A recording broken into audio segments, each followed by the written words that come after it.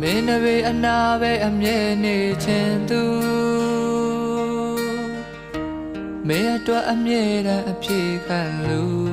တယောက်လို့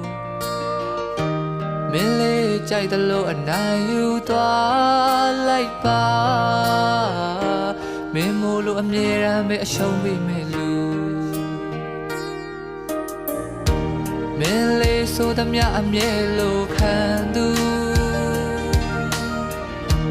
ပေးစားခြင်းလို့အချစ်ကိုခံယူထားလို့ကိုယ့်ရဲ့အချစ်ဟာအရာရာတိုင်းနဲ့နိုင်ရှင်ရဲ့အလုံးအသေးမွားပဲရှိတော့တလို့တစ်ချိန်ချိန်မှာ